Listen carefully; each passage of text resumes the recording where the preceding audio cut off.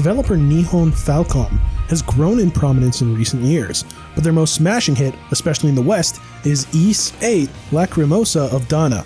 Even amidst troubling launches on the PlayStation 4, PlayStation Vita, Nintendo Switch, and PC, this action JRPG managed to resonate with fans new and old thanks to its dense content and well-realized ambition. Now, the game is making its way to the PlayStation 5, and while it doesn't necessarily warrant a full repurchase, it is undoubtedly the definitive iteration.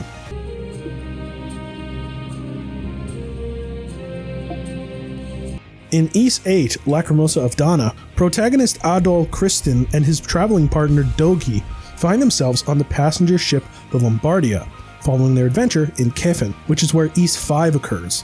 However, a ferocious sea beast attacks the vessel, causing its many riders to become stranded on the fabled Isle of Seyden. Adol initially finds himself by his lonesome, but after meeting a few crucial individuals, they find the fittingly named Castaway Village, where all former passengers of the Lombardia can reside. The cast's initial goal is to obviously escape the island and head back to their homes, though what begins as a classic deserted scenario morphs into a supernatural quandary involving an ancient civilization. Ys VIII is the third game of the franchise's party-based combat system, meaning multiple characters are playable. Adol eventually meets 5 party members who fight alongside him, and all boast different skills and attack affinities. The latter is divided into 3 categories: strike, slash, and pierce. Each character embodies a single attack affinity, and the player character must be swapped in the midst of combat to defeat correspondingly weak enemies. As for skills, they are learned via standard fighting progression and finding manuals throughout the island. Combat itself is exceptionally straightforward to parse. Aside from skills are regular attack combos and 2 significant techniques: Flash Guard and Flash Move. These processes are triggered when guarding and dodging respectively, with Flash Guarding being a more risky endeavor as it's the only guard functionality present. Not every party member feels enjoyable to utilize, at least to me. Still, that's all solely dependent on player preference. Various difficulties are selectable as well, with hard being my recommendation for first-timers, since lower modes simply comprise foes that are too frail, while nightmare difficulty isn't exactly all that enjoyable on a first playthrough because of how tanky everything becomes. Nevertheless, players will rapidly grasp the fundamentals due to their simplicity, making this entry exceptionally newcomer-friendly to those unfamiliar with the genre.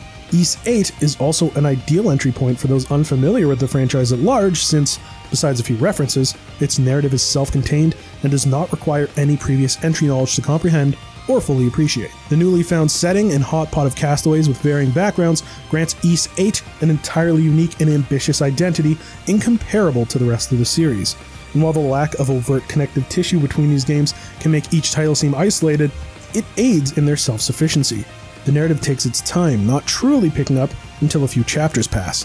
Some patience is required, but there's more than enough intrigue to hook players from the start, such as Adol's strange dreams and the beginning mysteries surrounding the island.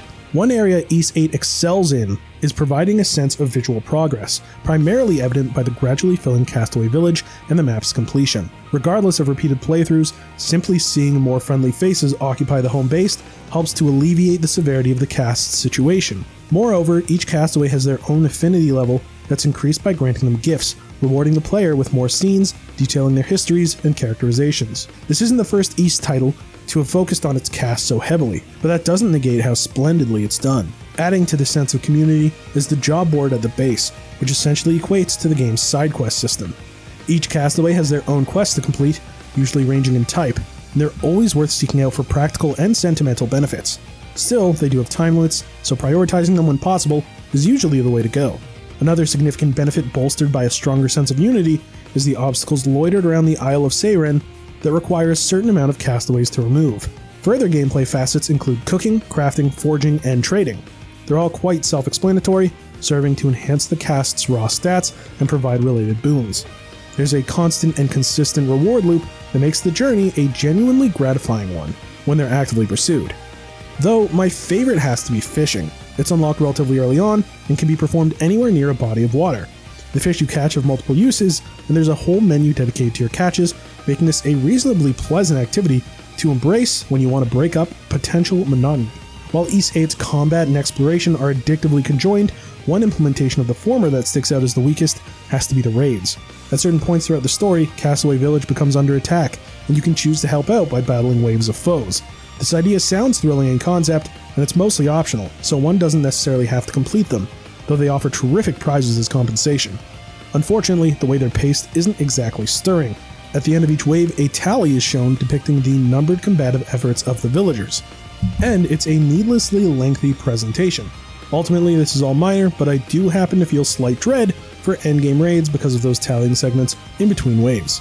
Around roughly halfway through the story, a brand new playable side of the game is unlocked, where the titular heroine, Dana, traverses her own dungeon. It's an extensive area that opens up more the further one is in the narrative, and they're more puzzle-centric than the main story's dungeons. Dana gains distinct elemental forms for use here as well, all boasting differing speeds and skill applications, greatly amplifying variety to an extent where Dana alone feels like a condensed form of various characters. Soundtrack-wise, Ys VIII is near the height of Falcom's library, with countless memorable, ambient, and hype-inducing songs identified in tandem with mere mention of the company. Every equipable cosmetic from previous releases of the game is in this version, alongside several performance updates like an upped frame rate, enhanced resolution, further draw distance, swifter loads, etc. Admittedly, unless you're a diehard fan, these add-ons are not significant enough to warrant an additional fully priced purchase.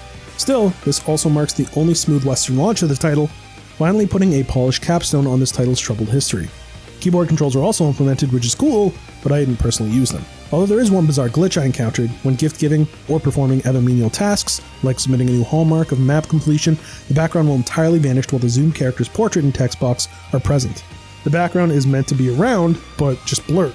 This issue is inconsequential, yet worth pointing out since I don't remember experiencing this visual oddity in any of the title's prior versions. It feels absurdly surreal that it's been over 6 years since Ys VIII first launched. We've seen many ports and efforts for optimization, not all of which were cleanly inputted, putting this title through a seemingly endless mire. Thankfully, we've finally reached a point where the game has received the just treatment it deserves thanks to its performance upgrades and neat add-ons like the compiled outfits. If you've never played this defining entry of the franchise, the PlayStation 5 port is the best way to do so. Alternatively, if you're a veteran fan or achievement hunter, this release has a separate trophy list, allowing for another platinum if that's your jam. Ys IX is also scheduled to receive a native PlayStation 5 version next year, and while the improvements probably won't be as substantial as with 8, I hope it goes as well as this has. Noisy Pixel is giving Ys VIII Lacrimosa of Dana on the PS5 a 9 out of 10. Thanks for watching. Please be sure to check out the full review at noisypixel.net. Noisy Pixel is run by a group of gamers who work hard to deliver news, reviews, previews, and more. Please subscribe to keep up with all our future content.